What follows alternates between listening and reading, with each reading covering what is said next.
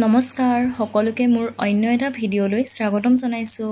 থাম্বনেইলটো চাই আপোনালোকে গম পাইছে আজি আমি কোনফালে যাবলৈ ওলাই আহিছো। গতিকে ভিডিঅ'টো শেষলৈকে সকলোৱে চাই থাকিব। এয়া আমি মৰাণ টাউন পাৰ হৈ গৈ আছো ডিব্ৰুগড়লৈ বুলি। মৰাণৰ পৰা ডিব্ৰুগড়লৈ যাত্ৰা আৰম্ভ কৰিছো আৰু এইফালে চাওকচোন বতৰটো ৰাতিপুৱাৰ সময়খিনি।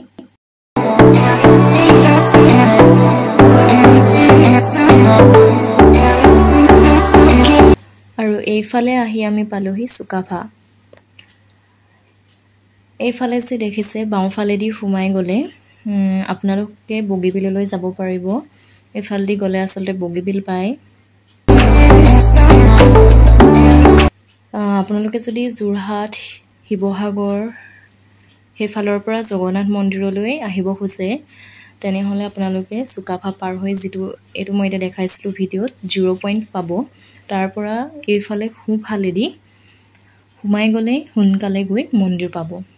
আচলতে এইফালেদি গ'লে ডিব্ৰুগড় টাউন নাপায়, মন্দিৰলৈ বেছি দূৰ নহয়। এইফালেদি গ'লে সোনকালে মন্দিৰ ভাগ আপোনালোকে পাব। এতিয়া আমি আহি খনিকৰ চাৰিআলি পাইছোহি। চাৰিআলিৰ পৰা পোনে পোনে যিটো ৰাস্তা গৈছে সেইফালেদি অলপ আহিলেই মন্দিৰ ভাগ দেখা পোৱা যায়। ডিব্ৰুগড় আৰু তিনিচুকীয়া বাইপাছতে মন্দিৰ ভাগ অৱস্থিত। এইফালে আমি আহি মন্দিৰ ভাগ পাই গ'লোহি। ভিতৰৰ পৰা সকলোবিলাক ধুনীয়াকৈ আপোনালোকক দেখাই যাম। আৰু মন্দিৰৰ এইবোৰ ছাইডত যে দেখিছে দোকানবোৰ, ইয়াত আপোনালোকে ধূপ চাকি সকলোবোৰ পাব। আৰু এইফালে আমিও এতিয়া ধূপ চাকি সকলোবিলাক লৈ ল'লোঁ। আৰু এইফালে ধুনীয়াকৈ পূজা কৰিলোঁ, ধূপ চাকি জ্বলালোঁ। আচলতে আমি যেতিয়া মন্দিৰলৈ গৈছিলোঁ সেইকেইদিনত আচলতে ৰথযাত্ৰা চলি আছিল, সেইবাবে পূজা অৰ্চনা কৰিবৰ কাৰণে বাহিৰতে ব্যৱস্থা কৰি দিছিলে। আৰু এতিয়া ভিতৰৰ পৰিৱেশটো দেখাম আপোনালোকক, চাই থাকিব। আৰু এইফালে এয়া হৈছে ভিতৰৰ পৰিৱেশটো, চাওকচোন মই দেখাই দিছোঁ। এয়া যে দেখিছে এই মন্দিৰ ভাগ হৈছে আচলতে শিৱ মন্দিৰ। সঁচাই পৰিৱেশটো বহুত ধুনীয়া, চাওকচোন কিমান যে এটা সুন্দৰ পৰিৱেশ নহয়নে বাৰু। আৰু এইফালে যে দেখিছে এই ভাগ মন্দিৰ, আচলতে এই মন্দিৰ ভাগে হৈছে মূল মন্দিৰ ভাগ। ইয়াৰ ভিতৰতেই পূজাৰীয়ে পূজা অৰ্চনা সকলোবিলাক কৰে। ইয়াত থকা প্ৰত্যেক ভাগ মন্দিৰে মই আপোনালোকক দেখাই গৈ থাকিম। এই যে দেখিছে এই ভাগ মন্দিৰ, এই মন্দিৰ ভাগ হৈছে হনুমান মন্দিৰ। চাওকচোন কিমান যে ধুনীয়া মন্দিৰ ভাগ। আচলতে এই হনুমান মন্দিৰ ভাগ বুলিয়ে নহয়, ইয়াত থকা প্ৰত্যেক ভাগ মন্দিৰেই বহুত বেছিয়ে ধুনীয়া। এই যে দেখিছে এই ভাগ মন্দিৰ, এই মন্দিৰ ভাগ হৈছে লক্ষ্মী মন্দিৰ। চাওকচোন মন্দিৰ ভাগ।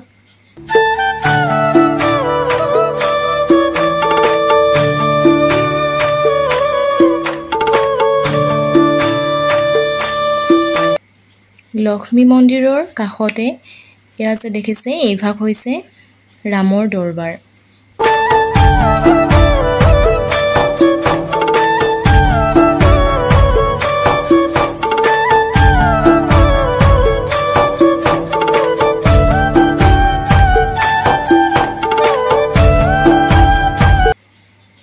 আৰু এইফালে এই মন্দিৰ ভাগ হৈছে নৱগ্ৰহ মন্দিৰ। সঁচাই বহুত বেছিয়ে ধুনীয়া।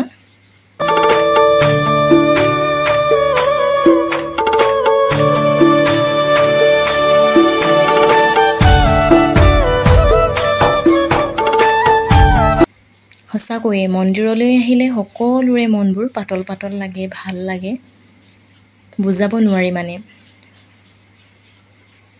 আৰু ইয়াৰ পৰিৱেশটো সঁচাই বহুত বেছি ধুনীয়া, এটা সুন্দৰ পৰিৱেশ। এইফালে যে দেখিছে এই মন্দিৰ ভাগ হৈছে বিমলা মন্দিৰ। চাওকচোন মন্দিৰ ভাগ।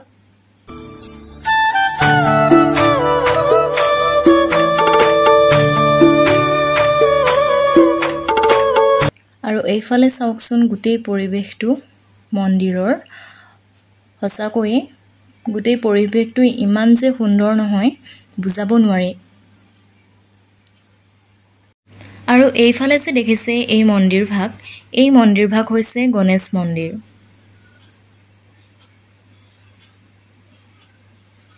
আৰু এইফালে এয়া হৈছে গণেশ বাবাৰ বাহন।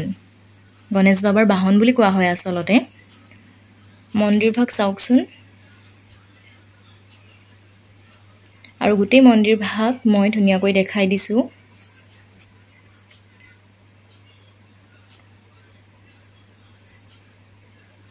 সঁচাকৈয়ে জগন্নাথ মন্দিৰৰ পৰিৱেশটো বহুত বেছিয়েই ধুনীয়া।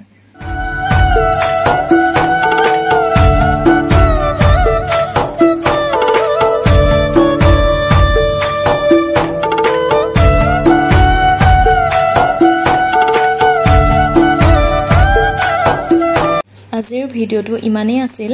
যদি ভিডিঅ'টো সকলোৱে চাই ভাল পালে তেনেহ'লে লাইক কৰিব, কমেণ্ট কৰিব আৰু চেনেলটো ছাবস্ক্ৰাইব কৰি দিব। ধন্যবাদ।